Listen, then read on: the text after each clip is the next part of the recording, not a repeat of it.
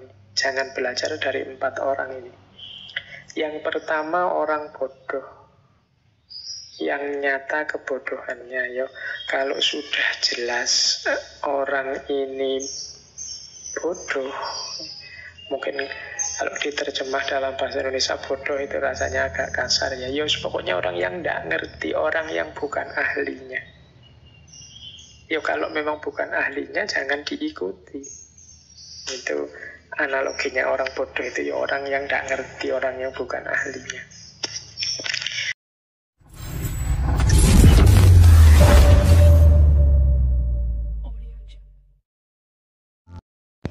Assalamualaikum warahmatullahi wabarakatuh. Selamat datang di Curahan Kata. Nah, ini nasihat dari Imam Malik tentang ilmu juga. Katanya Imam Malik, ilmu tidak boleh diambil dari 4 orang.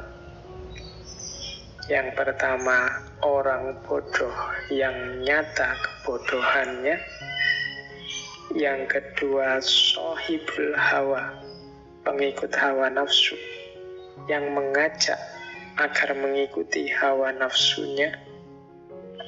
Yang ketiga, orang yang suka berdusta dalam berbicara, meskipun dia tidak pernah berdusta atas nama Rasulullah Shallallahu Alaihi Wasallam.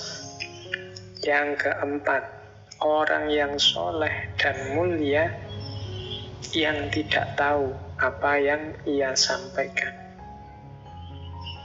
Tadi kan di depan ada nasihat, perhatikan dari siapa engkau mengambil agamamu, dari siapa engkau mengambil ilmu tentang agama.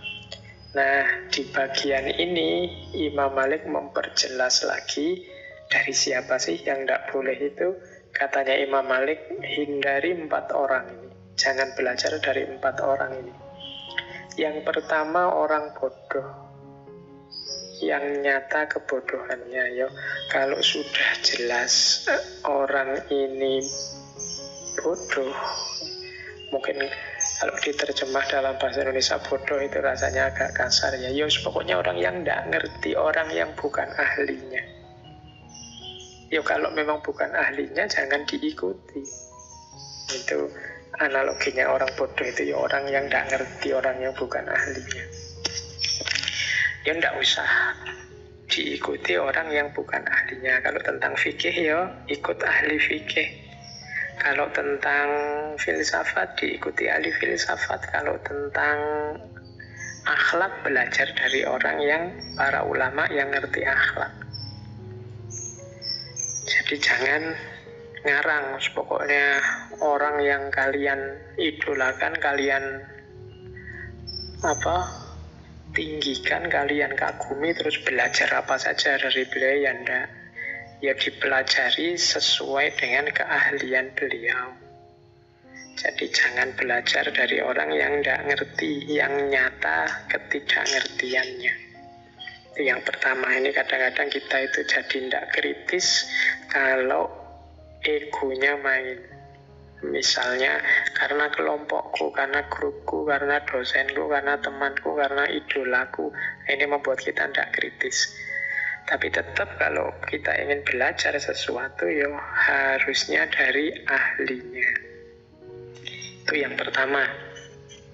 Yang kedua, jangan belajar atau mengambil ilmu dari sohibul hawa, orang yang disetir, dikendalikan oleh hawa nafsunya.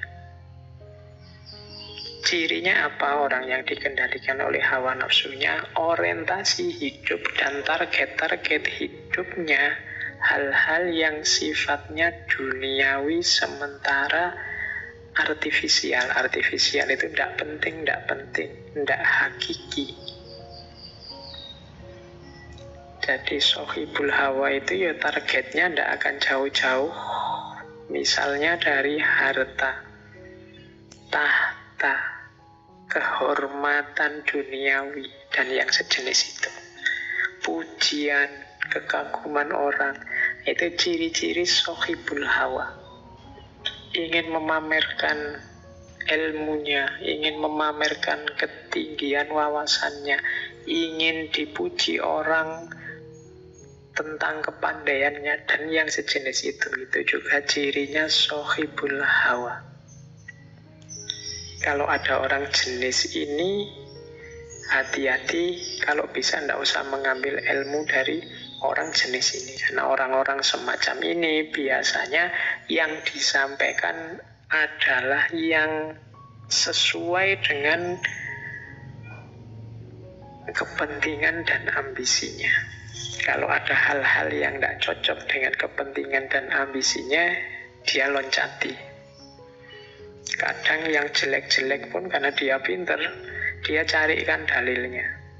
Dalil yang cocok dengan nafsu dan ambisi yang sudah dia target. Makanya hati-hati kalau sama orang bodoh tadi kan lebih mudah identifikasinya. Kalau sohibul hawa ini melihatnya tidak pada ilmunya tapi pada karakternya. Yang diomongkan mungkin benar, mungkin ada dalilnya, tapi melihat betapa ambisiusnya dia, betapa dia diliputi oleh hasrat hawa nafsu, ingin enak sendiri, ingin sukses sendiri, egois, harus kita mundur sebentar, hati-hati. Jangan-jangan kebenaran yang dia sampaikan itu sudah dipotong-potong, direduksi sesuai keinginan dan ambisinya. Yang ini kadang-kadang harus hati-hati. Kalau dalam dunia filsafat ada istilah kaum sofis. Kaum sofis ini karena dia pinter, kalau ngomong ya mengagumkan banyak orang, logis, rasional, masuk akal. Orang biasa tidak bisa berpikir seperti itu.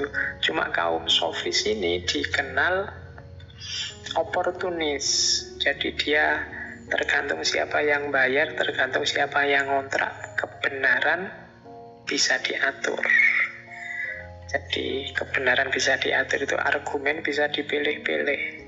Kan saya sering bilang akal itu pinter menjustifikasi, tergantung hati mengarahkan kemana. Hati itu kalau diarahkan ke kebaikan, ya akal bisa menunjukkan dalil argumen untuk mendukung kebaikan. Tapi kalau hati cenderung pada yang jelek, ya akal akan mampu menyusun argumen untuk mendukung kejelekan. Ini teorinya Imam Ghazali. Jadi sohibul hawa, ayo hati-hati kita hindari. Yang ketiga, para pendusta. Berarti sebelum kita mengikuti orang lain, ini harus kita cek track recordnya ini. Ini ternyata para pendusta, jangan diikuti. Ya kalau para pendusta kan khawatirnya dia berdusta, bohong. Maksudnya ayat sebenarnya ini dipelintir jadi itu. Ini para pendusta. Maksudnya hadis ini A, tapi untuk kepentingannya maksudnya dibelokkan jadi B. Para pendusta. Bahkan seandainya dustanya tidak seperti yang saya contohkan tadi, tidak tentang ayat, tidak tentang hadis. Kalau di situ kan ada kalimat walaupun tidak pernah berdusta atas nama Rasulullah. Dustanya mungkin urusan-urusan sepele, urusan-urusan kecil. Tapi orang yang mudah berdusta ini bahaya untuk diikuti. Tidak sibuk, bilang sibuk. Ini terus bohong. Sudah makan, bilangnya belum makan, atau sebaliknya. Ini kan sebenarnya jujur tidak apa-apa, tapi kadang-kadang kita milih bohong. Kemudian tidak masuk, bilang masuk. Jenis-jenis ini kan bohong sederhana sekali tiap hari. Mungkin kita lakukan secara tidak sengaja, tapi kalau dibiasakan dia menjadi karakter, membuat diri kita tidak terpercaya. Kata-kata yang keluar dari mulut kita jadinya tidak sikoh. Tidak sikoh itu tidak kuat, tidak bisa dipercaya. Meskipun kita bohongnya hanya kecil-kecil, tapi kalau kecil-kecil banyak akan membentuk karakter sebagai pembohong. Kan ada hadisnya itu, iyyakum wal kadhiba, hindarilah bohong.